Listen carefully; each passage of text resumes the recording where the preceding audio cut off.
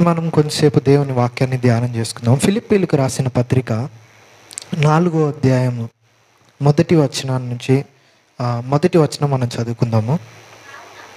ఆ, ఆ, ఆ, ఆ. ఇట్లు ప్రభువునందు స్థిరులై ఉండుడి. హల్లెలూయా. ఇక్కడ మనం చూసినప్పుడు అపోస్తలుడైన పౌలు ఈ యొక్క ఫిలిప్పీ పత్రిక కనిపెట్టుకొనిచున్నాడు. ఇవన్నీ మనం చూసినప్పుడు పౌలు ఏం చెప్తున్నాడంటే తన యొక్క ఐడెంటిటీ తన ఉంచాడు, క్రీస్తులో తన గుర్తింపుని ఉంచాడు. అందుకే 4వ అధ్యాయం మొదటి వచనంలో ఆయన అన్నాడు, ఇట్లు ప్రభువునందు స్థిరులై ఉన్నాడు. ఇప్పుడు అర్థమైందా?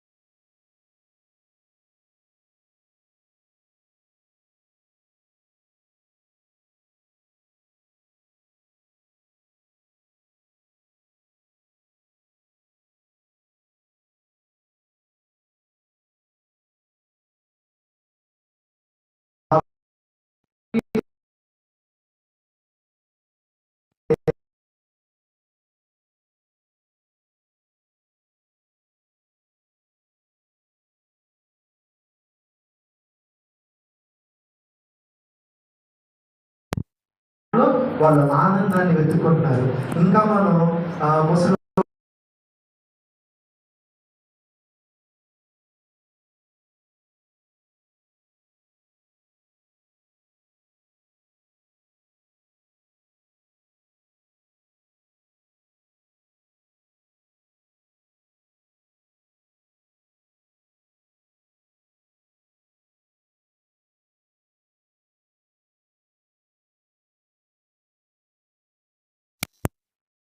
ఆయన ప్రభువులో ఆనందించండి అని ఎక్కడ చెప్తున్నాడు? చెరసాలలో చెప్తున్నాడు. ఇది చాలా ముఖ్యమైన పాయింట్ అనమాట. మనము కష్టాలు, బాధలు ఇవన్నీ వచ్చినప్పుడు యేసయ్యని మర్చిపోతాం, ప్రభువుని మర్చిపోతాం. ఆయన నాకేం చేశాడు, ఆయన ఎందుకు నాతో ఇది చేయించలేదు, నాకు ఈ పని అవ్వలేదు, నాకు ఇది ఇచ్చుంటే బాగుండు, వాళ్ళకి ఇచ్చారు నాకు ఇవ్వలేదు, ఇలాగ అన్నీ మనకి ఆలోచన మనసులో వస్తూ ఉంటాయి అన్నమాట. అప్పుడు మనం దేవుని యందు ఆనందించగలుగుతామా? ఆనందించలేము ఆ మనసు ఉంటే. కానీ ఇక్కడ పౌలు గారు ఆయనకి ఆహారం లేదు, సరిగ్గా ఆహారం దొరకట్లేదు, ఇంకా ఉండడానికి సరైన వసతులు లేవు, బట్టలు సరిగా లేవు. అయినప్పటికీ కూడా ఆయన ఏం చెప్తున్నాడు? ప్రభువునందు ఆనందించమన్నాడు. మళ్ళీ మొదటి వచనంలో చూస్తే ప్రభువునందు ఇట్లు స్థిరులై ఉండుడి అంటున్నాడు. అంటే ఆయన ప్రభువునందు ఆనందిస్తున్నాడు కాబట్టే మనల్ని కూడా ప్రభువునందు ఆనందించమని చెప్తున్నాడు. ఈరోజు మనల్ని మనం పరీక్షించుకోవాలి. మనము ప్రతి విషయంలో కూడా ప్రభువునందు ఆనందిస్తున్నామా లేదా? కొన్నిసార్లు దేవునికి వ్యతిరేకంగా మాట్లాడుతున్నామా? కొన్నిసార్లు దేవునికి వ్యతిరేకంగా ఆలోచిస్తున్నామా? మనల్ని పరీక్షించుకోవాలి. ఇంకా పౌలు గారి యొక్క జీవితాన్ని మనం చూసినప్పుడు అపోస్తలుల కార్యము 16వ అధ్యాయము 25వ వచనాన్ని చదువుకుందాం ఒకసారి. అపోస్తలుల కార్యము 16వ అధ్యాయము 25వ వచనము.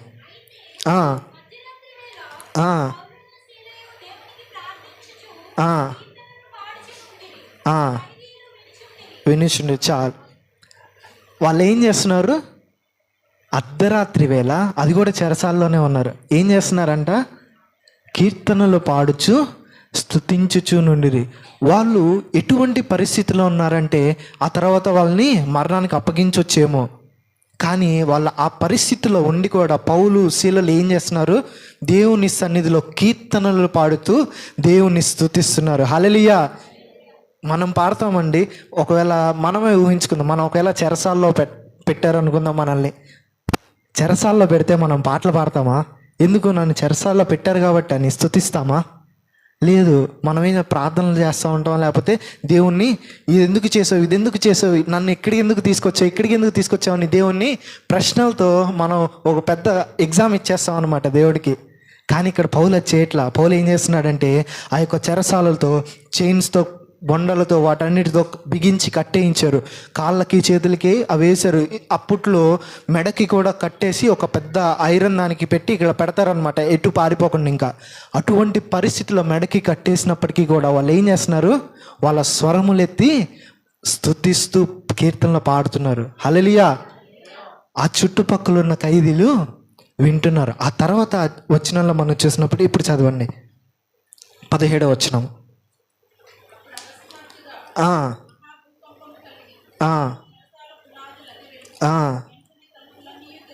తెరుచుకొని ఆమేన్ హల్లెలూయా. అందరి బంధకములు కూడా ఊడిపోయాయి. ఎందుకని? వాళ్ళు ప్రభువునందు ఆనందించుచు స్తుతిస్తున్నారు కాబట్టి. ఈరోజు మనం ఏ పరిస్థితిలో ఉన్నా మనము ప్రభువునందు ఆనందించటం మాత్రము మర్చిపోకూడదు. ప్రభువునందు మాత్రమే నిజమైన ఆనందం ఉంటుంది. ఈ లోకంలో ఏ ఆనందాలు ఉన్నా కానీ కొంతసేపు మట్టుకే. అది ఏదైనా చూసి వచ్చామంటే కాసేపు ఉంటుంది, తర్వాత మళ్ళీ తిరిగి ఆ శ్రమలు, శోధనలు అన్నీ వచ్చేస్తాయి. కానీ ఈ ప్రభువునందు, క్రీస్తునందు మనము ఎప్పుడైతే స్థిరులై ఆయనలో నిలబడి ఉంటామో మనకి దేవుడు పరిపూర్ణమైన ఆనందాన్ని దయచేసే దేవుడు అన్నాడు. హల్లెలూయా, హల్లెలూయా.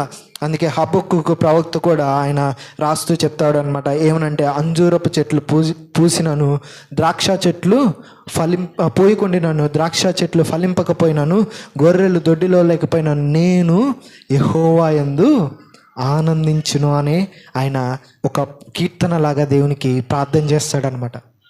మనము కూడా ఏమి ఉన్నా లేకపోయినా, అది లేదు ఇది లేదని కంప్లైంట్ చేయకూడదు. కానీ మనము ఉన్న దాంట్లోనే దేవుని యందు మనం ఆనందించాలి. దేవుడు అటువంటి కృపను మనందరికీ దయచేయను గాక. హల్లెలూయా. ఒక్క వచనం చదువుకుందాం. కీర్తనలు రాసిన గ్రంథము 16వ కీర్తన 11వ వచనాన్ని చదువుదాము. కీర్తనలు 16వ కీర్తన 11వ వచనం.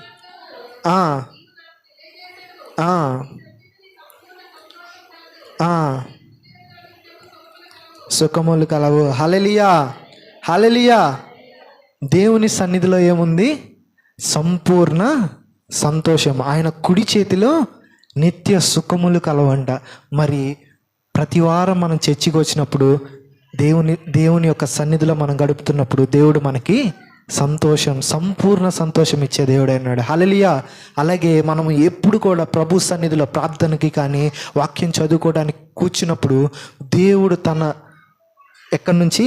తన యొద్ద నుంచి సంపూర్ణ సంతోషాన్ని మనకి దేవుడు అనుగ్రహించును గాక. హల్లెలూయా. ఇప్పుడు రెండవదిగా చూద్దాం.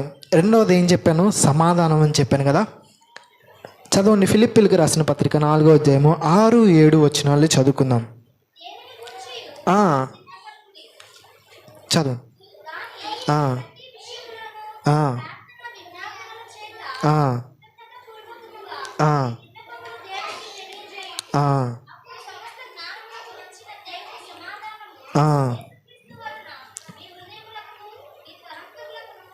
కావాలి ఉండును. హల్లెలూయా.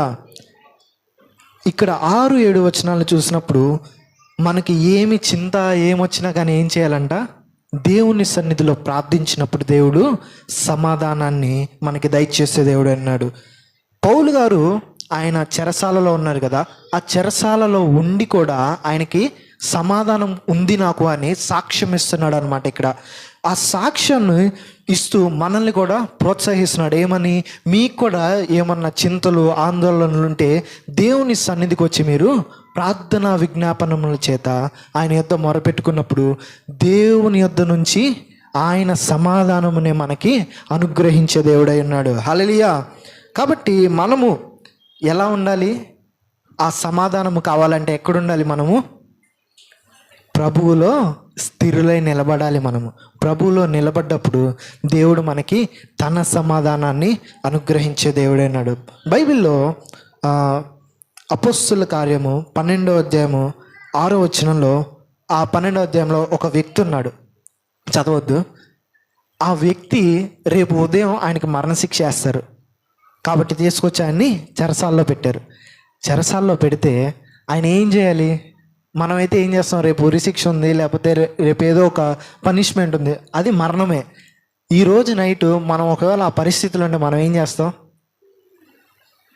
సమాధానం లేకుండా మనం చేయాల్సిన ప్రయత్నాలన్నీ చేస్తూ ఉంటాం, వాళ్ళని అన్నీ.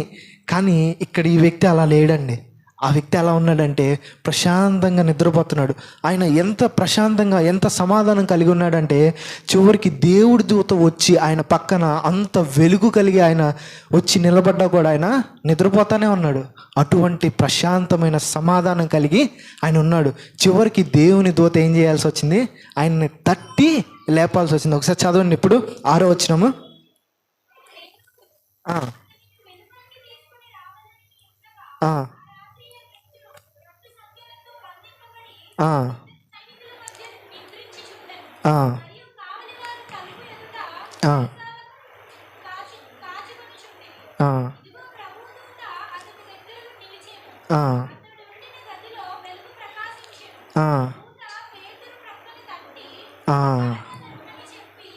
చాలు. అక్కడ పేతురుని ఏం చేస్తున్నాడు? ఆ వెలుగు దూత వచ్చినప్పుడు ఆ చెరసాలలో వెలుగు ప్రకాశించింది. ఇప్పుడు ఒకవేళ మనము నిద్రపోతున్నప్పుడు మనకి చిన్న అలికిడైనా కూడా మనము ఖచ్చితంగా నిద్ర లెగుస్తాము. చిన్న అలికిడైనా కూడా మనము లెగుస్తాము. కానీ ఇక్కడ పేతురు ఎటువంటి నిద్ర కలిగి ఉన్నాడు? పక్కన దేవదూత వచ్చి ఆయన్ని తట్టి లేపేంత వరకు కూడా ఆయన సమాధానం కలిగి నిద్రపోతున్నాడు అనమాట. ఈరోజు మనము కూడా అటువంటి సమాధానంను దేవుని యొద్ద నుంచి పొందుకునేందుకు గాక. హల్లెలూయా. మరి మనం ఏం చేయాలి? ఒకటే, ఫస్ట్ నుంచి అదే చెప్తున్నాం. మనం ఏం చేయాలి? క్రీస్తులో స్థిరులై మనము నిలవాలి. క్రీస్తులో మనం నిలబడినప్పుడు ఏ పెద్ద శోధనైనా కానీ దేవుడు ఏం చేస్తాడు? మనకి సమాధానాన్ని అనుగ్రహించి ఆ శోధన నుంచి తప్పిస్తాడు. పేతురు ఎలాగైతే దేవునిలో నిలబడి ఉన్నప్పుడు ఆ శోధన వచ్చినప్పటికీ కూడా దేవుడు ఆ శోధన తలుపుల్ని తెరుచుకొని సమాధానంగా పేతురుని బయటికి ఎలాగైతే నడిపించాడో, ఈరోజు నీవు కూడా క్రీస్తులో గనక నిలబడగలిగితే దేవుడు నీ ప్రతి శోధనలో ఒక తలుపు తెరిచి ఒక పరిష్కారాన్ని ఇచ్చి దేవుడు నిన్ను నడిపించే దేవుడు అన్నాడు. నమ్మితే నువ్వు దేవునికి గట్టిగా స్తోత్రం చెప్పు. హల్లెలూయా. కాబట్టి ఈరోజు మనము ఎక్కడ నిలవాలండి? క్రీస్తులో మనము నిలబడాలి. ఇంకా మనం చూసినప్పుడు మార్కు సువార్త 4వ అధ్యాయము 37 నుంచి 39 వచనాల వరకు మనం చదువుకుందాము. మార్కు సువార్త 4వ అధ్యాయము 37 నుంచి 39.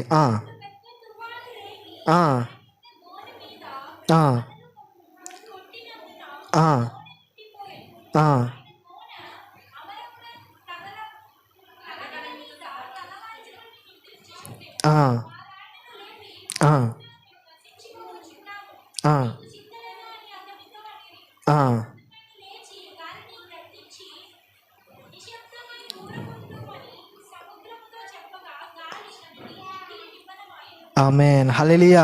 ఇక్కడ మనము చక్కటి వృత్తాంతాన్ని గమనిస్తున్నాము. ఏంటి? యేసు ప్రభువు తన శిష్యులతో కలిసి సముద్రంలో వెళ్తున్నాడు, గలిలయ సముద్రంలో వెళ్తున్నాడు. అయితే ఆయన ఏం చేస్తున్నాడు? ఎక్కడ? ఓడ అమరమున ఏం చేస్తున్నాడు? ప్రశాంతంగా నిద్రపోతున్నాడు దేవుడు. అయితే బయట ఏమవుతుంది? తుఫాన్లు, గాలులు వచ్చి పడవ అటు ఇటు కొట్టుకొని పోతా ఉంది. ఇంకా ఆ పడవలో ఉన్న శిష్యులు కానీ ఇంకా మిగతా వాళ్ళు ఏం చేస్తున్నారు? బోధకుడా అని ఆయన దగ్గరకు వచ్చి మొరపెట్టుకొని ఆయన్ని సహాయం చేయమంటున్నారు. అప్పుడు ప్రభు ఏం చేశారు? ఆ యొక్క తుఫాను మొత్తాన్ని నిమ్మలము అని ఆజ్ఞాపించగానే సమస్తము కూడా నిమ్మలమైపోయింది. అయితే ఇక్కడ మనం నేర్చుకోవాల్సిన విషయం ఏంటంటే, మొదటిగా దీనిలో 2 విషయాలు నేర్చుకోవచ్చు. మొదటిగా ప్రభువు ఆయన ప్రశాంతంగా నిద్రపోతున్నాడు కదా. అయితే మనము అటువంటి ప్రశాంతతని మన జీవితంలో కావాలి అంటే, రెండవదిగా శిష్యులు చేసిన పని ఏంటి? అటు ఇటు తిరిగి చివరికి ఎక్కడికి వచ్చారు? దేవుని దగ్గరకు వచ్చి ప్రభువా, బోధకుడా మాకు సహాయం చేయని అడిగినట్లు మనము అటు ఇటు వెళ్ళకూడదు. ఎక్కడికి వెళ్ళకుండా మనం ఎక్కడికి రావాలి? ప్రభువు చెంతకి ముందుగానే వచ్చినప్పుడు దేవుడు నష్టము జరగకుండా సమస్తాన్ని కూడా నిమ్మలము చేసే దేవుడై ఉన్నాడు. హల్లెలూయా. మనం చాలాసార్లు ఈ శోధనలు వీటన్నిటిని చూసి భయపడుతూ ఉంటాము. ఈ ఈ తర్వాత ఏమైపోతుందో, ఈ ఈ పరిష్కారం ఏంటిది, దీనిలో నుంచి బయటికి ఎలా రావాలి అనేసి కూరుకుపోయిన పరిస్థితిలో ఉంటాము. కానీ మనము గుర్తుంచుకోవాల్సింది ఏంటంటే, మనము ఎప్పుడైతే ప్రభువులో స్థిరలై నిలబడతామో దేవుడి సమస్యలు అన్నిటికంటే అధికారి, ఆయన వీటన్నిటి మీద అధికారి అయి వీటిని ఆజ్ఞాపించినప్పుడు ఏమైతే అన్నీ కూడా నిమ్మలమైపోతాయి. మన జీవితంలో ఉన్న శోధనలు, సమస్యలు, ఇరుకులు, ఇబ్బందులు అన్నీ కూడా దేవుడు ఒక్క మాటతో సమస్తాన్ని కూడా నిమ్మలం చేయగలడు. కాబట్టి మనం ఏం చేయాలి? క్రీస్తులో నిలబడాలి, క్రీస్తులో మన విశ్వాసాన్ని నాటుకోవాలి. క్రీస్తుతో మనము అంటుకట్టబడి నిలబడినప్పుడు దేవుడు తన యొక్క సమాధానాన్ని మనకు దయచేసే దేవుడు అన్నాడు. హల్లెలూయా. అది ఎంత పెద్దదైనా కానీ నువ్వు ఒకవేళ అది నీ ముందు నిలబడి ఇంకా నీ ప్రాణాంతకమైనది అయినా కానీ దేవుడు వాగ్దానం చేసినాడు ఏంటంటే, నువ్వు క్రీస్తులో నిలబడితే కనుక ఆయన ఒక్క మాటతో సమస్తాన్ని నిమ్మలం చేసే దేవుడు అన్నాడు. హల్లెలూయా. మనము ఎందుకు నిమ్మలంగా ఉండాలి అది కూడా చూద్దాం. ఎందుకంటే చదవండి, 1 పేతురు పత్రిక 5వ అధ్యాయము 7వ వచనము. 1 పేతురు పత్రిక 5వ అధ్యాయము 7వ వచనము.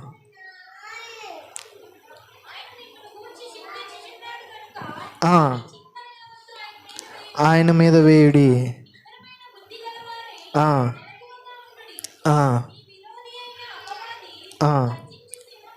చాలు చాలు. మనం ఎలా ఉండాలి? మన చింత యావత్తు కూడా ఎవరి మీద వేయాలి? దేవుని మీద వేయాలి. కానీ మనం ఏం చేస్తాం? ఏదన్నా చిన్న విషయం అయితే చాలు, ఆ రోజు నైట్ కూడా నిద్రపోదు, ఇంకా దాని గురించే ఆలోచన. ఇది ఏమవుతుంది, తర్వాత ఏంటి, దీన్ని ఎలా సరిచేయాలి, దీన్ని ఏంటి, వీళ్ళ జీవితం ఏంటి, మనం ఏంటి, ఆ తర్వాత ఏం చేయాలి, ఇంకా ఆలోచిస్తూనే ఉంటాం. మన ఆలోచనలకి అంతం అనేది లేకుండా ఉంటుంది. కొన్నిసార్లు అంత ఆందోళన పడుతూ ఉంటాం. కానీ ఇక్కడ ప్రభువు ఏం చెప్తున్నాడు? మీ చింత యావత్తు నా మీద వేసే, నువ్వు ప్రశాంతంగా ఉండు. ఎందుకంటే నీ చింత నా మీద వేసినప్పుడు దేవుడు తన యొక్క సమాధానాన్ని మనకిచ్చే దేవుడు అన్నాడు. హల్లెలూయా. ఇంకా మనం యెషయా 26:3 చూసినప్పుడు, ఎవరిని మనస్సుని మీద ఆనుకున్నో వానిని నీవు పూర్ణ శాంతి గలవానిగా కాపాడదు. కాబట్టి మనము ఎలా ఉండాలంటే, మన విశ్వాసాన్ని ప్రభువులో స్థిరపరుచుకోవాలి, ప్రభువులో మనము నాటబడాలి, ప్రభువులో మనము కొనసాగుతూ ఉండాలి. మన ఆత్మీయ జీవితంలో కొన్నిసార్లు మనము పడుతూ ఉంటాము. కానీ పడిన ప్రతిసారి కూడా మనం ఏం చేయాలంటే పైకి లెగవాలి. లెగిసి ప్రభువులో మనల్ని మనము స్థిరపరచుకోవాలి. స్థిరపరచుకున్నప్పుడు మనం ప్రభువులో ఇంకా ముందుకి కొనసాగుతూ దేవునిలో ఎదుగుతామన్నమాట. హల్లెలూయా. ఇప్పుడు 3వ దాన్ని చదువుదాం. ఫిలిప్పీ పత్రిక 4వ అధ్యాయము 11 నుంచి 13 వచనాలని చదువుకుందాం.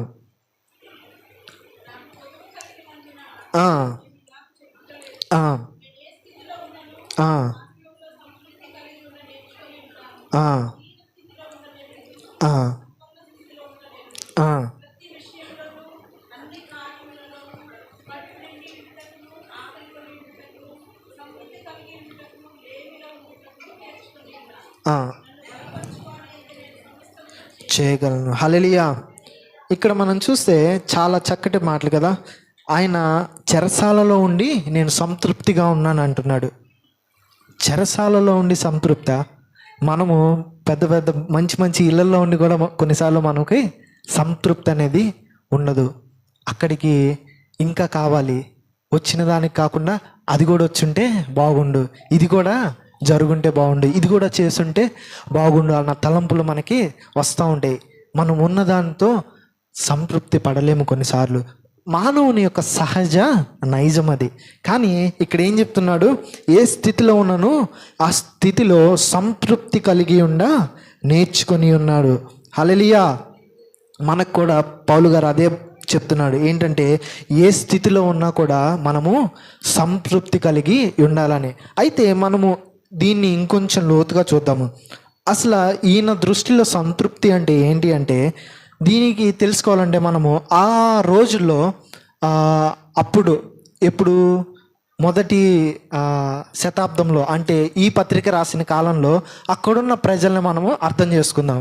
అప్పట్లో గ్రీకు తత్వవేత్తలు అంటే ఫిలాసఫర్స్ ఉంటారు కదా, వాళ్ళ దృష్టిలో సంతృప్తి అంటే ఏంటంటే సమృద్ధిగా ఉండటం అంటే నాకు నేను సరిపోయినంత ఉండటం. ఒక మాటలో చెప్పాలంటే ఎవరి మీద ఆధారపడకుండా జీవించడం, బ్రతకడం అంటారు. కానీ ఇక్కడ పౌలు గారు ఏమంటాడంటే ఎవరి మీద ఆధారపడటం కాదు, క్రీస్తు మీద ఆధారపడటమే సంతృప్తి అని ఈయన చెప్తున్నాడు. హల్లెలూయా. అర్థమైందా మీకు?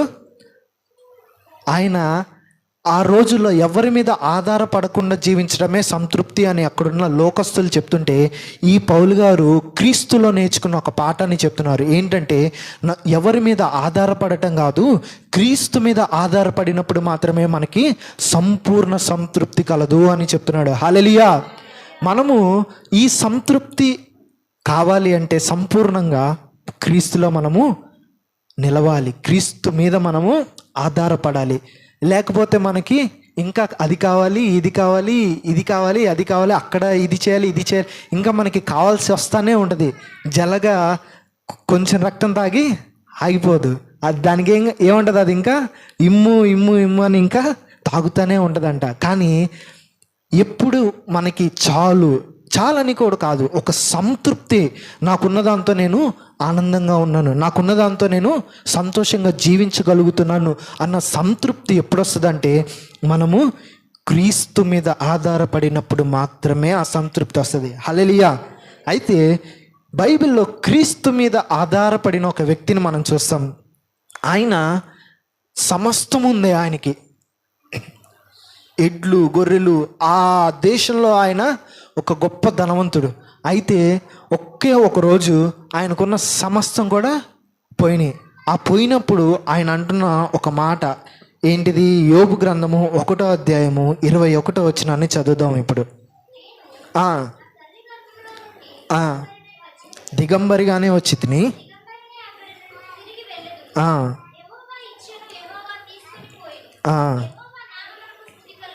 స్తుతి కలుగును గాక. చాలు హల్లెలూయా. అక్కడ ఏమని ఉంది? తల్లి గర్భంలో నుంచి వచ్చాను, ఎలాగైతే వచ్చానో అలాగే వెళ్ళిపోతాను. దేవుడిచ్చాడు, దేవుడే తీసుకుంటాడు. దేవునికి మహిమ కలుగును గాక, మహిమ కలుగును గాక అని ఆయన ఏ పరిస్థితిలో చెప్తున్నాడు? సమస్తమును కోల్పోయిన పరిస్థితిలో.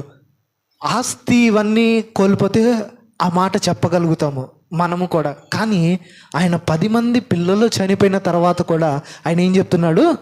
దేవునికి మహిమ కలుగును గాక. అంటే ఆయన యొక్క సమర్పణ లేదా ఆయన దేవుని మీదుగా ఎంత ఆధారపడుతున్నాడో మనం ఇక్కడ చూడగలుగుతాము కదా.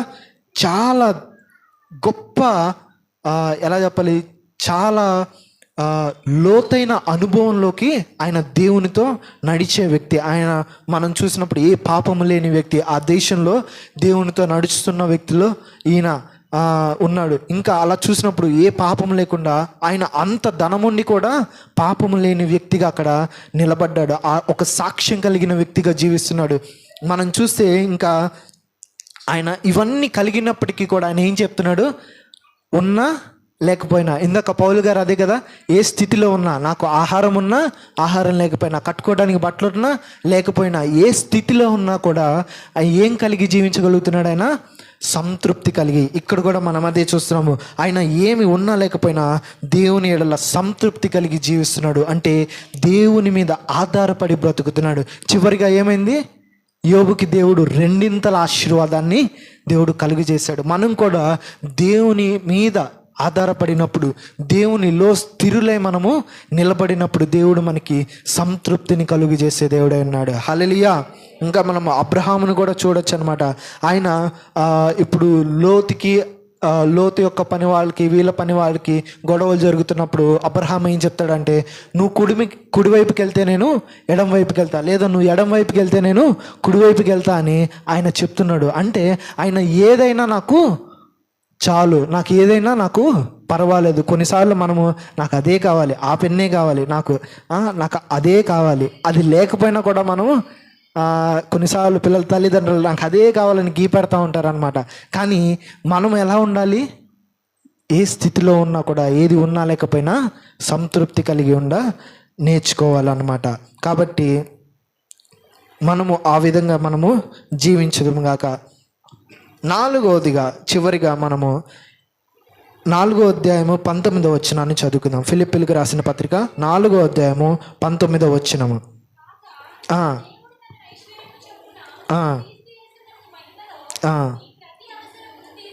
తీర్చించాలి. హల్లెలూయా, హల్లెలూయా.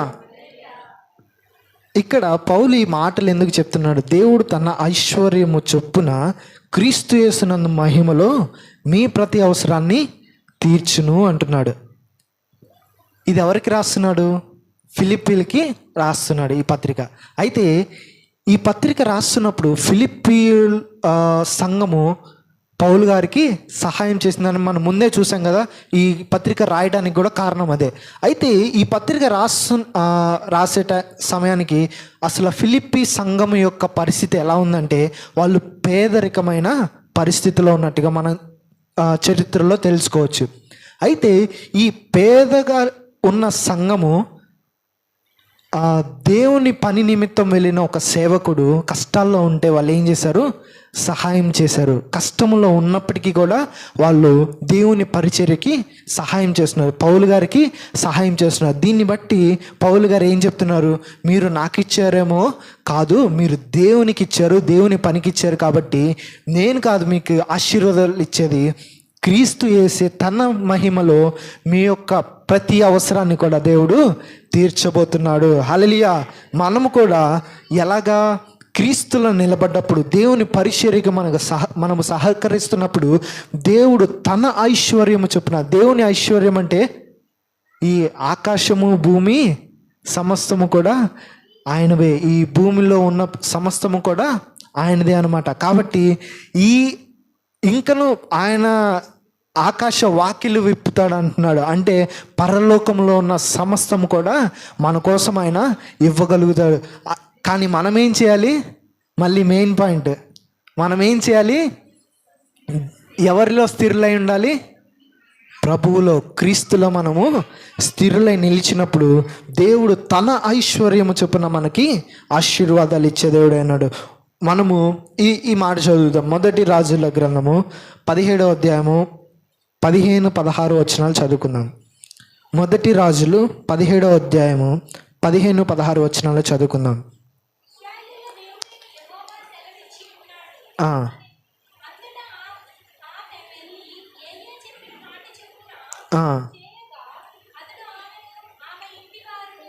పద్నాలుగు చదువు.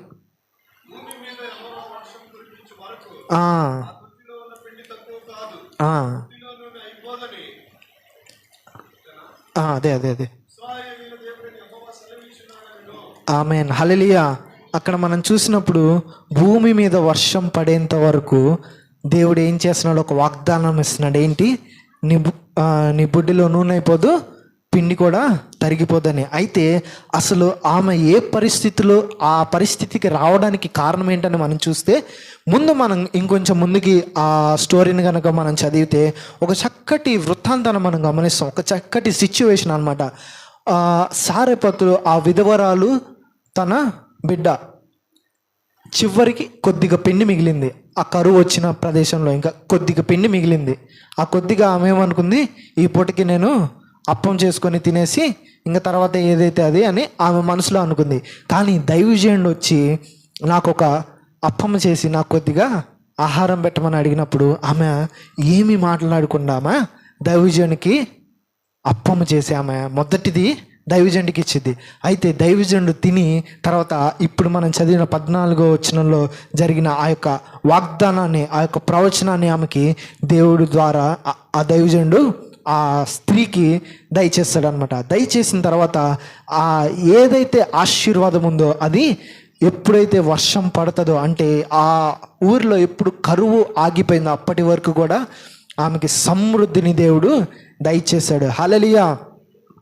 కాబట్టి మనం గుర్తుపెట్టుకోవాల్సింది ఏంటంటే, దేవుని యొక్క పరిచర్యకి మనము ఇచ్చినప్పుడు, దేవునిలో మనము ఎదుగుతున్నప్పుడు, దేవుని పరిచర్యకి సహకరించినప్పుడు దేవుడు తన ఐశ్వర్యము చొప్పున మనకి సహాయం చేసే దేవుడు అన్నాడు. ఇంకా మనం చూసినప్పుడు ఒక యోహాను సువార్తలో ఈ స్టోరీ అందరికీ తెలుసు. సండే స్కూల్ పిల్లలకి అందరికీ చెప్తారు. ఏంటంటే, ఓ చిన్న బాబు 5 రొట్టెలు 2 చేపలు తీసుకొని యేసయ్యకి ఇచ్చాడు. యేసయ్య ఏమో ప్రార్థన చేసి అందరికీ, ఎంతమందికి? 5,000 మందికి పంచిపెట్టగా ఇంకా 12 గంపలు మిగిలాయంట. అక్కడ మనం ఏం గమనించాలంటే, ఆ చిన్న బిడ్డ దేవుని యొక్క పనికి సహకరించాడు కాబట్టి తిరిగి 12 ఆశీర్వాదాన్ని మూట కట్టుకొని ఇంటికి తీసుకెళ్ళాడు. మనము కూడా దేవుని పరిచర్యకి సహాయం చేసినప్పుడు దేవుడు మనల్ని 100 ఆశీర్వదించే దేవుడు అన్నాడు. హల్లెలూయా. మనందరికి బాగా తెలిసిన వచనం కీర్తనలు 23:1. ఏంటిది? యెహోవా నా కాపరి, నాకు లేమి కలుగదు. యెహోవా మనకి కాపరై ఉన్నప్పుడే మనకి లేమి కలుగదు. యెహోవా మనకి కాపరి కాడు అంటే మనకి లేమి ఉంటుంది. కాబట్టి మనము యెహోవా కాపరిగా ఉండాలి అంటే మనము యేసయ్యలో మనము స్థిరపడాలి. యేసయ్యలో మనం ఎప్పుడైతే నిలబడతామో దేవుడు మనకి ఆశీర్వాదము, ఎటు సమృద్ధిని దయచేసే దేవుడు అన్నాడు. ఈరోజు మనం 4 విషయాలు చూసాం. మొదటిగా ఏంటిది? అసలు మెయిన్ థీమ్ ఏంటి? మనము క్రీస్తులో స్థిరులుగా ఉన్నప్పుడు కలిగే ఆశీర్వాదాలు. దాంట్లో మొదటిది ఏంటిది? సంతోషము. రెండవది సమాధానము. మూడవది సంతృప్తి. నాలుగవది సమృద్ధి. దేవుడు పౌలు గారి ద్వారా ఫిలిప్పీయులకు, ఆ సంఘానికి ఈ 4 విషయాలు బోధిస్తున్నాడు. ఈరోజు మనము కూడా ఈ విషయాలు గనక మన మనసులో పెట్టుకొని మనం క్రీస్తులో గనక స్థిరులై ఉన్నప్పుడు దేవుడి వాక్య ప్రకారంగా మనల్ని ఆశీర్వదించి దీవించును గాక. అందరు కళ్ళు మూసుకుందాం, చిన్న ప్రార్థన చేసుకుందాం.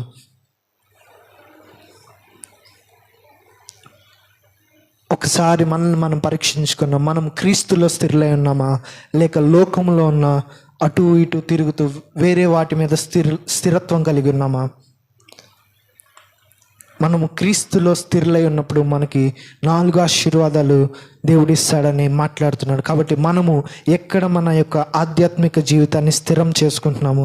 బండ మీద కట్టబడటం అంటే క్రీస్తు మీద కట్టబడ్డవాడు ఎప్పటికీ కూడా స్థిరముగా నిలబడతాడు. కానీ ఇసుక మీద అంటే క్రీస్తు మీద కాక వేరొక పునాది మీద ఎప్పుడైతే మనం కట్టుకుంటామో మన యొక్క ఇల్లు అనేది కూలిపోతుంది. అంటే మన యొక్క ఆధ్యాత్మిక జీవితం కావచ్చు, మన జీవితం అనేది కూలిపోయే ప్రమాదం ఉంది వర్షం పడిన. కాబట్టి మనము మన జీవితాన్ని క్రీస్తులో మనము కట్టుకునేటకు మనము సిద్ధపడదాము. మనము క్రీస్తులో నిలబడటకు మనల్ని మనము స్థిరము చేసుకొని క్రీస్తులో నిలబడదాము.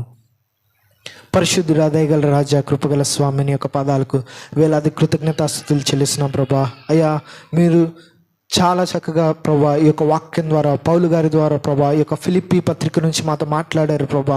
అయ్యా, ఆయన చెరసాలలో ఉన్నప్పటికీ కూడా ప్రభా ఈ 4 విషయాలు తన జీవితంలో కలిగి ఉన్నాడంటే, ఈ ఆశీర్వాదాలు కలిగి ఉన్నాడంటే ఆయన నీలో స్థిరత్వం కలిగి జీవించాడు ప్రభా. ఈరోజు ప్రభా మేము కూడా నీలో స్థిరత్వం కలిగి జీవించడానికి మీరు మాకు సహాయం చేయండి ప్రభా. నీలో నిలబడి ప్రభా అనేక మంది నీ కొరకు నిలబెట్టుటకు మాకు సహాయం చేయమని ప్రార్థిస్తున్నాం ప్రభా. నీలో ఎదుగుటకు మీరు సహాయం చేయండి ప్రభా. విన్న వాక్యం మా హృదయాల్లో ఫలింప చేయమని ప్రార్థిస్తున్నాం ప్రభా. మీ నామానికి మహిమ, ఘనత, ప్రభావం చెల్లిస్తూ యేసు అతి పరిశుద్ధ నామములో అడుగుచున్నాం తండ్రి. ఆమేన్.